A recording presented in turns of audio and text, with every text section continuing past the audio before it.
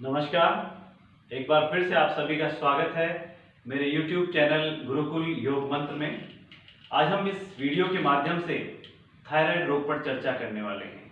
जानेंगे क्या है ये थायराइड, कौन सा ऐसा योगाभ्यास इसमें करें जिससे हम थायराइड को कंट्रोल कर सकें, कौन सा एक्यूप्रेशर का पॉइंट इसमें दबाया जाए जिसमें थायराइड रोग में हमें आराम मिल सके, और साथ ही हम जानेंगे कि इस रोग में हम क्या खाएं और क्या नहीं खाएं। देखिए, आज के माहौल में बीमारियां और परेशानियां ज़्यादा है और हैप्पीनेस कम है। इन परेशानियों का कारण है खान पान का ठीक ना होना और रूटीन से एक्सरसाइज का हमारे जीवन में अभाव होना। कुछ लोगों से आपने सुना होगा कि मुझे थायराइड है, मेरा वजन बढ़ रहा है, मेरे बाल झड़ रहे हैं, मुझे पसीना अधिक आता है, जल्दी थकान हो जाती है। तो देखिए, थायराइड ये हमारे गले के इस पार्ट पर होती है और तितली के आकार जैसी एक ग्रंथि होती है, ग्लैंड होती है, और ये ग्रंथि दो तरह के हार्मोन्स का सिक्रेशन करती है, स्त्रवण करती है। पहला T3 और दूसरा T4। और देखिए, इस ग्रंथि का हमारे इमोशन से, हमारे माइंड से बहुत ज़्यादा तालमेल होता है। थायराइड दो तरह की होती है, हाइपोथायराइड और हाइपरथायराइड। हाइपोथायराइड वह होती है जिसमें हार्मोन्स का सिक्रेशन कम होता है। इसमें थायराइड आपका जो है अंदर एक्टिव हो जाता है, यानी पाचन स्लो हो जाता है। कम से कम आपको जल्दी थकान होने लग जाती है, हमारा इसमें वजन धीरे धीरे बढ़ने लग जाता है। कई बार आपने देखा होगा कि हमारे गले पर स्वेलिंग हो जाती है, जिसे हम गॉइटर भी कहते हैं। ये भी हाइपोथायराइड की एक प्रॉब्लम है। जब आपका डाइजेस्टिव सिस्टम इतना स्लो हो रहा है तो बहुत सीधी सी बात है, हमें वही चीजें खानी है जो हम जल्दी से डाइजेस्ट कर सकें। और देखिए, जिनको भी हाइपोथायराइड की प्रॉब्लम हो, उनको जैसे वॉलनट ऑयल आता है, अखरोट का ऑयल, अखरोट का तेल जो आता है, उससे आपको गले की मसाज करनी है, और ये मसाज ऊपर से नीचे की तरफ ही करनी है। फल, हरी सब्जी और दालों का सेवन करना है। दालों में भी विशेषकर यदि मूंग की दाल का सेवन आप करेंगे तो वो ज़्यादा अच्छी रहेगी आपके लिए। आपको तली हुई चीज़ें, मीठी चीज़ें, हैवी फूड्स नहीं खाने, क्योंकि इनको पचने में सबको टाइम लगता है। और किसी प्रकार की भी गोभी का इस्तेमाल नहीं करना, शलगम का इस्तेमाल नहीं करना, सोया प्रोडक्ट्स जितने भी आते हैं, छोले, राजमा, इनको बहुत कम से कम आपको यूज में करना है। और देखिए, इस थायराइड की प्रॉब्लम ये महिलाओं में ज़्यादा रहती है, क्योंकि कंपैरेटिवली पुरुषों के महिलाओं में ज़्यादा स्ट्रेस रहता है, महिलाओं में ज़्यादा तनाव रहता है, जिससे थायराइड जो है वो इम्बैलेंस होने लग जाता है। आपको नमकीन, चिप्स, फ्राइड फूड, इनको कम से कम खाना है, या नहीं खाएंगे तो बहुत अच्छी बात है। रिफाइंड जो चीनी आती है, नमक आती है, मैदा आती है, इनका कम से कम उपयोग करें। आपको चोकर सहित जो आटा होता है उसका उपयोग करना है। और देखिए, आपको बीमारी को अंदर से खत्म करना है। अब अंदर से खत्म कैसे करेंगे बीमारी को? जब आप अपनी शरीर की इंटरनल क्लीनिंग करेंगे। मैं आपको ये नहीं कह रहा कि आप दवाइयां एकदम से छोड़ दीजिए, दवाइयां आपको नहीं छोड़नी, लेकिन इसको कंट्रोल करना है। तो आपको रूटीन से योगाभ्यास करने हैं, और जितने भी आयुर्वेदिक टिप्स हैं इनको अपने जीवन में शामिल करनी है। ठीक है। अब आपको दूध और दूध से बनी चीजों का कम से कम इस्तेमाल करना है, क्योंकि इनको भी पचाने में थोड़ा सा समय लगता है। सफेद पेठे का जूस इसमें बहुत अच्छा रहता है, और कभी जैसे इसमें आप धनिया भी मिला सकते हैं, क्योंकि धनिया भी थायराइड के लिए बहुत अच्छा रहता है। कभी खीरे का जूस, कभी नारियल का जूस, कभी घी का जूस भी पी सकते हैं। और कोई भी जूस जब आप पिए तो देखिए, एम्प्टी स्टमक यानी खाली पेट वो बहुत अच्छा रहता है। और 1 से 1.5 घंटे बाद तक आपको कुछ भी नहीं खाना। सीजनेबल फ्रूट्स खानी है, सब्जियां खानी है, इनसे भी बॉडी की इंटरनल क्लीनिंग होती है। उपवास यदि सप्ताह में 1 बार करें तो वो भी बहुत अच्छा रहेगा आपके लिए। और एक आपको क्या करना है, जो सेंधा नमक होता है, सेंधा नमक का आपको दिन में 1 बार सेंधा नमक गुनगुने पानी के अंदर डालकर आपको गरारे करेंगे तो वो भी आपके लिए बहुत अच्छा रहेगा। और ध्यान रखिए, आप देखिए, पूरी तरह से यदि मैं ये नहीं कहूंगा कि मेडिसिन के ऊपर डिपेंड हो। आपको करना क्या है, यदि थायराइड को कंट्रोल करना है तो आपको ये देसी और आयुर्वेदिक नुस्खे अपनाने हैं। कौन सा योगाभ्यास करना है इसके बारे में हम आगे चर्चा करने वाले हैं। और देखिए, आपको अपनी दिनचर्या को सुधारना होगा। तो चलिए अब बात करते हैं यौगिक अभ्यास की। तो देखिए, योग में भी थायराइड ग्रंथि का जो संबंध है वो विशुद्धि चक्र से माना गया है, और विशुद्धि चक्र भी यहाँ पर ही होता है। जैसा कि नाम से स्पष्ट है, विष की शुद्धि। तो इसमें होता क्या है, देखिए, चयापचयन की जो प्रक्रिया होती है, एक शुद्धिकरण की एक प्रक्रिया है, जिसमें भोजन से उपयोगी तत्वों को निकालकर शुद्ध पदार्थों का ऊर्जा में निर्माण करना है तथा टॉक्सिन्स को बाहर निकालना है। तो चलिए अब हम जान लेते हैं कौन कौन से योगाभ्यास हमें इसमें करने हैं। चलिए पहले कुछ कॉमन आसन देख लें जो कि हाइपोथायराइड और हाइपरथायराइड दोनों करने हैं। तो इसमें सबसे पहले हम ओम चैंटिंग की प्रैक्टिस करें, क्योंकि देखिए ओम चैंटिंग से होता क्या है, ओम चैंटिंग से हमारे गले में एक कंपन पैदा होता है जो कि हमारी थायराइड ग्लैंड पर सकारात्मक प्रभाव डालता है। अब ये ओम चैंटिंग किस तरह से करनी है एक बार भी देख लें। पीठ की हड्डी को सीधा करके आपको इस तरह से बैठना है, आंखें बंद रखते हुए पूरा लंबा श्वास भीतर लेना है और ओम का उच्चारण करना है।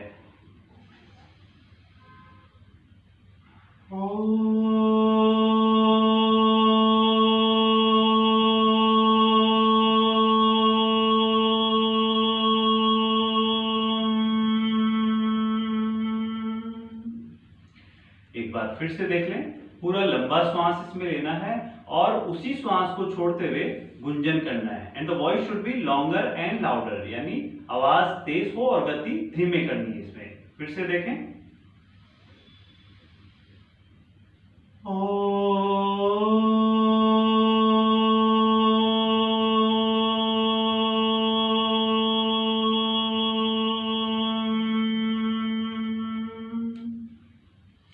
इस तरह से ओम का उच्चारण आपको सुबह या शाम जब भी आपको समय मिले 9 टाइम्स की चैंटिंग रूटीन से करेंगे।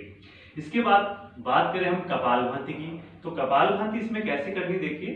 Forcefully exhalation from the both nostrils, when exhale your stomach should be inside, यानी श्वास को बाहर छोड़ते हुए पेट को अंदर करना है।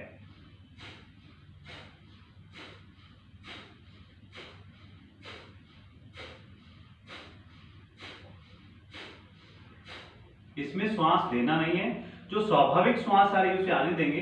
हम कंसंट्रेट करेंगे श्वास को केवल बाहर छोड़ने में।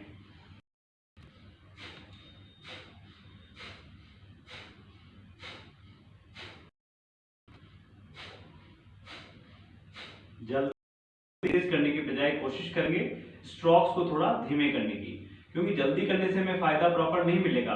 और देखिए इस कपालभाति से होता क्या है, कपालभाति से जो हार्मोन है, जो हार्मोन्स का सीक्रेशन होता है वो इससे बैलेंस होता है। तो हमें यदि रूटीन से 7 से 8 मिनट या 10 मिनट कपालभाति का अभ्यास इसमें करते हैं तो ये हमारे थायराइड के रोग के लिए बहुत उपयोगी है। अब चलिए बात करते हैं अनुलोम विलोम की। तो जब वीडियो की शुरुआत थी तो मैंने बताया था कि जो हमारी थायराइड ग्लैंड है इसका हमारे माइंड और इमोशन दोनों से संबंध रहता है, दोनों से तालमेल रहता है। तो इससे होता क्या है, हमारा माइंड हम कंट्रोल कर सकते हैं। ठीक है, अब अनुलोम विलोम करना कैसे है, आपको राइट नॉस्ट्रिल को बंद रखना है और पहले लेफ्ट नॉस्ट्रिल से इनहेल करना है।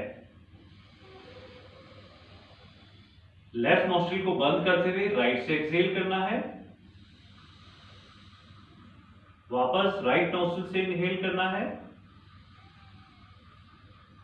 और राइट नॉस्ट्रिल को बंद करते हुए लेफ्ट से एक्सहेल करना है। इस तरह से ये एक साइकिल बनी। एक बार फिर से इसको समझें, क्योंकि ये बहुत ही महत्वपूर्ण प्राणायाम है हमारी थायराइड रोग में। पहले राइट नॉस्ट्रिल को बंद करना है और पहले लेफ्ट नॉस्ट्रिल से इनहेल करना है। लेफ्ट नॉस्ट्रिल को बंद करते हुए राइट से एक्सहेल करना है। वापस राइट नॉस्ट्रिल है और राइट नॉस्ट्रिल को बंद करते हुए लेफ्ट से एक्सहेल करना है। ये हमारे मस्तिष्क के लिए बहुत ही उपयोगी प्राणायाम है। इसमें हमारा मस्तिष्क हम कंट्रोल करना सीखते हैं और पूरे शरीर की नाड़ियों का शुद्धिकरण भी होता है अनुलोम विलोम के प्राणायाम से, और हमारा मेंटल लेवल बहुत ही अच्छा रहता है अनुलोम विलोम के अभ्यास से। चलिए अब बात करते हैं उज्जयी प्राणायाम में। मैं शॉर्ट में ही समझा रहा हूं, इस प्राणायाम की जो अवधि है वो आपको अपने हिसाब से बढ़ानी है। उज्जयी प्राणायाम थायराइड रोग में रामबाण दवाई का काम करता है। इसको करना कैसे ये भी देख लीजिए। न नाक से श्वास लेना है न मुंह से श्वास लेना है, यानी जो स्वाभाविक श्वास आ रहा है उसे आने देना है। You have to concentrate here only, आपको गले के इस भाग पर ध्यान को केंद्रित करना है और इस पार्ट को ऊपर की तरफ खींचना है, स्ट्रेच करना है, स्क्वीज करना है, लाइक दिस।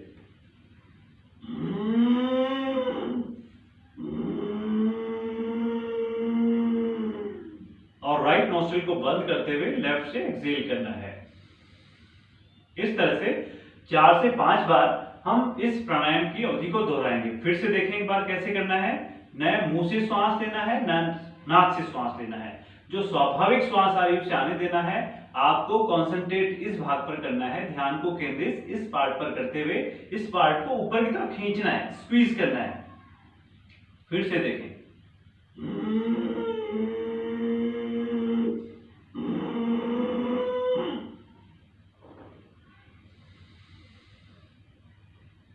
तो देखिए, हो सकता है अभ्यास की शुरुआत में आपको इस प्राणायाम के अभ्यास के समय खांसी भी आ सकती है, तो इससे घबराएं नहीं।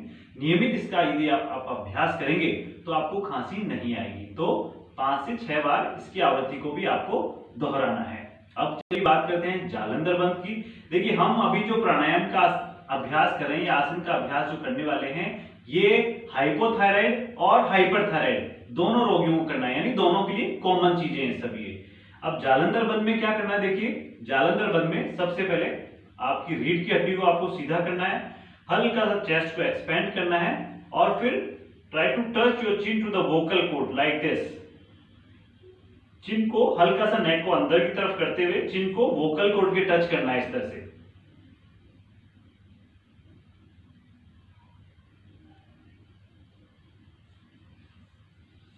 एटलीस्ट 10 सेकंड आप इसको जरूर होल्ड रखें। ज्यादा रख पाएंगे तो और ज्यादा फायदा मिलेगा इसमें। देखिए, जालंधर बंद भी बहुत ज्यादा उपयोगी थायराइड रोग में।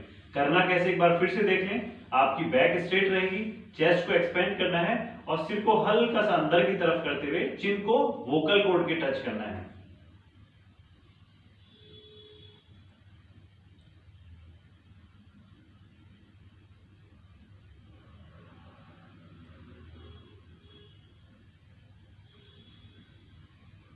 इस तरह से, यानी जो हमारी थायराइड ग्लैंड है इसको हमें कंप्रेस करना है। तो ये भी बहुत ज्यादा उपयोगी है। तो और एक मैं चीज आपको और बता दूं कि इसमें यदि आप योग निद्रा का अभ्यास करेंगे तो ये भी दी बेस्ट रहता है। मैंने शुरुआत में कहा था कि इससे हमारे इमोशंस टच रहते हैं, हमारा मेंटल लेवल जो है बैलेंस करना है हमें। तो मेंटल लेवल को बैलेंस करने के लिए योग निद्रा दी बेस्ट है। आपको मैं इसमें एक डिस्क्रिप्शन दे दूंगा, लिंक दे दूंगा, और मेरा एक वीडियो भी योग निद्रा पे पूरा बनाया हुआ है। तो मेरी सबसे रिक्वेस्ट है कि उसका नियमित रूप से आप अभ्यास जरूर करें, सुबह शाम जब भी आपको समय मिले तब करें। अब चलिए बात करते हैं हाइपोथायराइड की। ये देखिए, बीमारी थोड़ी सी ज्यादा बढ़ी हुई है, ज्यादा कॉमन बीमारी है, मतलब ये ज्यादा लोगों की बीमारी होती है। तो इसमें करना क्या है, वो जो आसन करने हैं वो आपको डेमोन्स्ट्रेट करके मैं दिखा देता हूँ। इसके लिए मैं अपने बेटे को बुलाना चाहूंगा, तन्मय सिंह को। तन्मय आइए।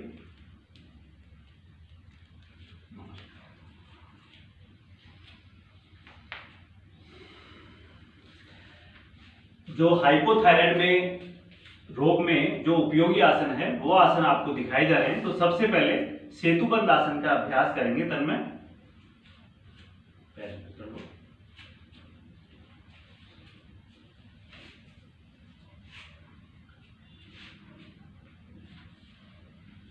सेतुबंध आसन में आपको क्या करना है, पीठ के बल सीधे लेट गए। अब दोनों पैरों को बेंड करना है, दोनों पैरों को मोड़ना है और दोनों पैर के पंजों में कंधे जितना फासला कर लिया और दोनों हाथ थाइस के बगल में रख लिए। ठीक है। अब धीरे धीरे आपको क्या करना है, श्वास लेते हुए हिप्स और बैक को ऊपर की ओर लिफ्ट करना है, कंधों को स्टैंड बनाते हुए, कोहनी को स्टैंड बनाते हुए हिप्स और बैक को इस तरह से, दिस इज ब्रिज पोज यानी सेतुबंध आसन। कुछ देर होल्ड करना है इसी पोजीशन में और श्वास छोड़ते हुए धीरे धीरे वापस नीचे आ जाना है। एक बार फिर से इस आसन को देखेंगे। श्वास लेते हुए हिप्स और बैक को लिफ्ट करना है और बिल्कुल धीरे धीरे 10 सेकंड तक आपको होल्ड रखना है और धीरे धीरे श्वास छोड़ते हुए वापस आपको नीचे आना है। ये हो गया फर्स्ट आसन। ओके, इसके बाद में हम दूसरा आसन देखेंगे। देखिए, श्वास का योग में बहुत बड़ा योगदान है। आप यदि श्वासों के साथ में और फाइनल पोस्चर में, अपने बॉडी पोस्चर में आप होल्ड रखेंगे तो आसन का बेनिफिट और ज्यादा आपको मिलने वाला है। अब सेकंड आसन हम करते हैं पवन मुक्त आसन। इसमें क्या करना है, एक पैर को आपको बेंड करना है, दोनों हाथों से फिंगर लॉक बनाना है, नीज के आगे रखना है और सांस को छोड़ते हुए थाइस का प्रेशर पेट की ओर बनाना है और फिर ऊपर से सिर चिन को लगाना है या फोरहेड को लगाना है। अपनी बॉडी की फ्लेक्सिबिलिटी के अकॉर्डिंग ये आसन कर सकते हैं आप। कुछ सेकंड्स होल्ड करना है इसी पोजीशन में और बिल्कुल धीरे धीरे श्वास लेते हुए आपको वापस पैर सीधा करना है। इसी तरह से दूसरे पैर से देखें आप, पैर को बेंड किया, इस तरह से मोड़ा, दोनों हाथों से फिंगर लॉक बना के नीज के आगे रखा, श्वास छोड़ के थाइज का ज्यादा से ज्यादा प्रेशर बनाएंगे, श्वास छोड़ रखें। आज में चिन भी लगा सकते हैं, फोरहेड भी लगा सकते हैं, अपनी सुविधा अनुसार कर सकते हैं। रिलैक्स। अब दोनों पैरों से एक साथ करेंगे।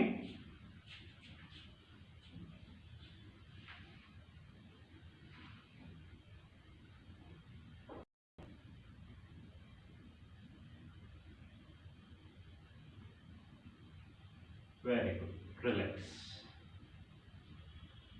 इस तरह से आपको 3 से 4 बार इस आसन की आवृत्ति को दोहराना है। एक चीज इसमें और ध्यान रखनी है आपको, सपोज करो आपको थायराइड भी है और बैकएक की प्रॉब्लम भी है साथ में, तो आपको क्या करना है, केवल थाइस का प्रेशर पेट की ओर बनाना है, फिर आप सिर उठाएंगे तो आपके लिए वो ठीक नहीं रहेगा। ठीक है, अब अगला आसन हम करते हैं इसमें सर्वांग आसन। तो सर्वांग आसन के लिए देखिए, पहले दोनों पैरों को धीरे धीरे ऊपर उठाएंगे, एक साथ उठा सकते हैं बैंड करके बिना भी, या आप चाहें तो बैंड करके भी उठा सकते हैं या एक साथ भी उठाया जाता है। एक बार वापस करें, एक साथ पैरों को उठाएंगे बिल्कुल धीरे धीरे। हाँ, अब दोनों हाथों को कमर पे सपोर्ट रखते हुए धीरे धीरे इस तरह से इस आसन को करेंगे। देखिए आपके पैर बिल्कुल सीधे रहेंगे, नीज से बैंड नहीं करना पैरों को। और देखिए चिन जो है ये वोकल कॉर्ड के टच हो रही है इस आसन में। कुछ सेकंड्स ऐसी पोजीशन में देखिए, इसमें करेंगे तो हमारा जो गला है वो चेस्ट, हमारा चेस्ट की ओर होगा। धीरे पैरों को और कमर वाले पार्ट को पहले आराम से सीधा लेकर जाएंगे। ठीक है, ये हलासन 2 से 3 बार आपको ये भी रूटीन से करना है। अब चलिए बात करते हैं हम हलासन की। ये तो किया हमने सर्वांग आसन, अब हम करेंगे हलासन का अभ्यास। हलासन के लिए वापस दोनों पैरों को एक साथ ऊपर उठाएंगे और पैरों को पूरा पीछे की तरफ लेंगे। पैरों को बिल्कुल स्ट्रेट कर रखा है, देखिए नीचे से बिना बेंड करे हुए, और इस वाले पार्ट को थोड़ा और उठाने की कोशिश करेंगे। ये हाथ जमीन पे आपके, कुछ सेकंड्स इसी पोजीशन में रुकें। इसमें जो हमारा गला है देखिए वो भी चेस्ट की ओर हो रहा है, इन सभी आसनों में ऐसा हो रहा है। कुछ सेकंड्स होल्ड करेंगे इसी पोजीशन में और बिल्कुल धीरे धीरे वापस लाएंगे। धीरे धीरे कमर वाले पोर्शन को रखते हुए इस तरह से ये हलासन किया। देखिए इन सब आसनों में हमारा जो गला है वो चेस्ट की ओर होता है। हम थोड़ा सा रिलैक्स कर लें, कोई भी आसन का अभ्यास करें तो थोड़ा सा रिलैक्स होना इसमें बहुत ज्यादा जरूरी है। चलिए अब बात करते हैं हाइपरथाइज। तो इसमें 3 और 4 आसन मैं आपको बताऊंगा। ऊष्ट आसन करेंगे।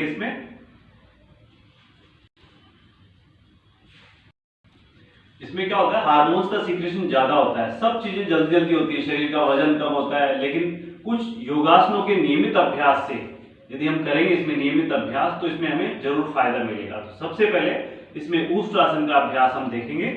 ऊष्ट आसन के लिए इस तरह से घुटनों के बल खड़े होंगे पहले और बिल्कुल हाथों को पीछे की तरफ लेकर जाएंगे।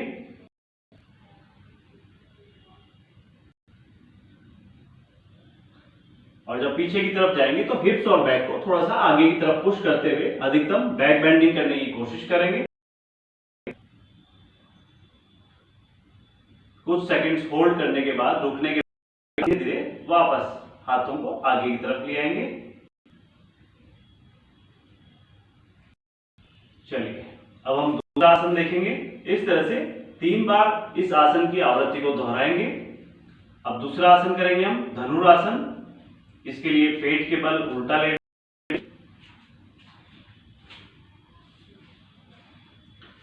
धनुरासन के लिए दोनों पैरों को बेंड करेंगे, नीज को करते हुए इस तरह से दोनों हाथों से पैरों के एंकल जॉइंट पकड़ लेने हैं आपको और श्वास लेते हुए अपर बॉडी को लिफ्ट करेंगे, यानी दोनों हाथों से पैरों को आपको खींचना है। ऊपर देखना है, कुछ सेकंड्स होल्ड रखना है इसी पोजीशन में।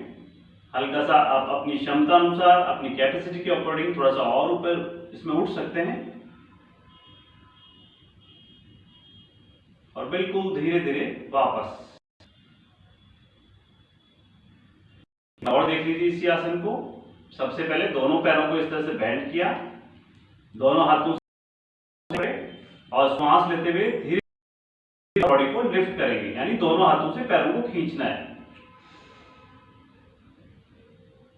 देखिए इसमें हम वही आसन करते हैं जिसमें हमारा गला खिंचता है।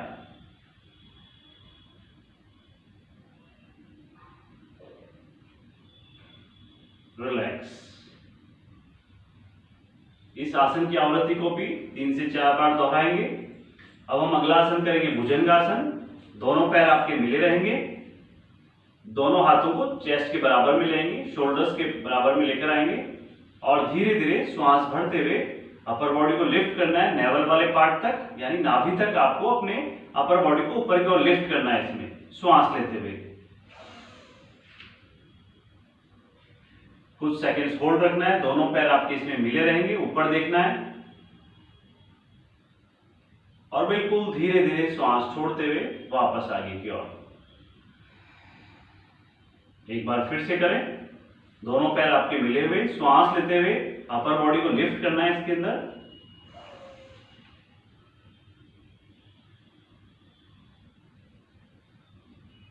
श्वास छोड़ते हुए धीरे धीरे वापस आगे की ओर। देखिए कोई भी आसन करें आप, एटलीस्ट 8 से 10 सेकंड या 15 सेकंड तक यदि आप होल्ड करते हैं तो उस आसन का हमें पूरा बेनिफिट मिलता है। चलिए एक अंतिम आसन इसमें हम करेंगे अब, मत्स्य आसन, जिसके लिए पीठ के बल आ जाएंगे। अब पीठ के बल लेट जाएंगे। देखिए इसमें क्या है, मेटाबॉलिज्म आपका बढ़ जाता है, लेकिन आपका जो वजन है वो इसमें घटता जाएगा। आपको भूख तो ज्यादा लग रही है, खाना भी आप खाते हैं, लेकिन फिर भी आपका वजन इसमें घटता है। मत्स्य आसन के लिए दोनों पैरों को बेंड कर लेंगे। आप चाहें तो क्रॉस लेग या फिर पद्मासन, अर्ध पद्मासन की स्थिति में भी पैरों को ला सकते हैं आप। अब दोनों हाथों को कंधे के पास में इस तरफ रखेंगे, यानी आपके हाथ की हथेली का रुख शरीर की तरफ इस तरह से स्टैंड बाय पोजीशन में अपने शरीर को लेकर आएंगे, यानी आपका जो चेस्ट वाला पोर्शन है वो अपर साइड में, और देखिए बैक को ऊपर रखना है आपको। दोनों हाथ आपके यहां आ गए, इस तरह से स्टैंड बाय पोजीशन में अपने फेस को रखना है, नेक को रखना है। कुछ सेकंड्स होल्ड करेंगे इसी पोजीशन में। देखिए मैंने स्टार्टिंग में आपको बताया था कि इसमें भी हमारा क्या हो रहा है, हमारा जो गला है वो इसमें खींच रहा है। देखिए कुछ सेकंड्स होल्ड करने के बाद धीरे से वापस आ जाएंगे।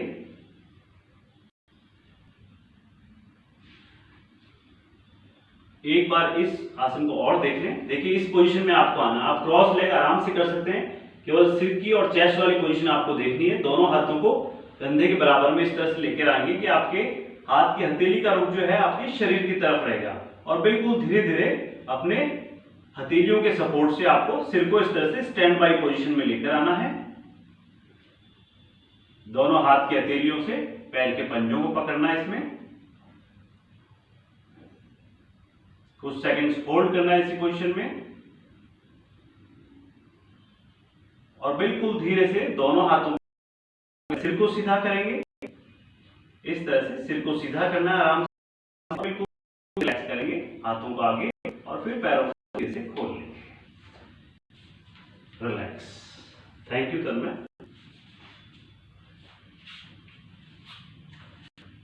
देखिए इसमें क्या होता है कि हमें गर्मी ज्यादा लगती है, इसलिए शीतली और शीतकारी प्राणायाम भी इसमें बहुत अच्छे रहते हैं। तो अब शीतली प्राणायाम कैसे करते हैं, आपको क्या करना है, जीभ को ओवल शेप में लेकर आना है। पहले दो प्राणायाम भी बहुत ज्यादा इफेक्टिव है। मैंने बताया कि इसमें गर्मी ज्यादा लगने लग जाती है, तो दो प्राणायाम यदि हम इसका अभ्यास करेंगे तो इससे भी हमें काफी लाभ मिलेगा। हमारा जो बॉडी का टेम्परेचर है वो इससे ठीक रहेगा। तो शीतली प्राणायाम में क्या करते हैं, जीभ को ओवल शेप में लेकर आते हैं और मुंह से तेजी के साथ श्वास खींचना है। Means we have to inhale by the mouth and exhale by the nostrils like this. Try to touch your chin to the vocal cord like this, यानी ठोड़ी को कंठकूप के लगाएंगे इस तरह से, जालंधर बंद लगाएंगे, कुछ सेकंड्स होल्ड करना है इसी पोजीशन में। अपनी क्षमता अनुसार रुकने के बाद धीरे धीरे सिर सीधा करेंगे और दोनों नोस्ट्रिल से बिल्कुल धीरे धीरे श्वास को बाहर छोड़ेंगे, यानी मुंह से श्वास लेके नाक से आपको श्वास को छोड़ना है। एक बार फिर से देखें।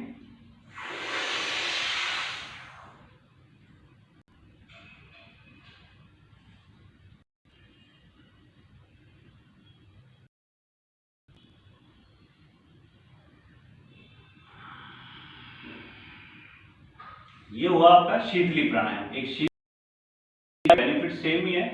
इसमें क्या करना है, जीभ को हल्का सा दांतों के नीचे दबा के मुंह से श्वास लेना है और नाक से श्वास को छोड़ना है।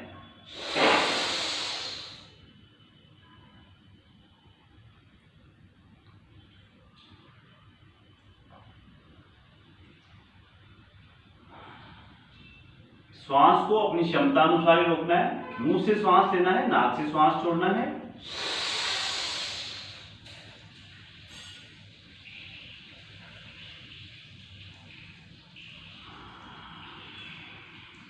रिलैक्स है।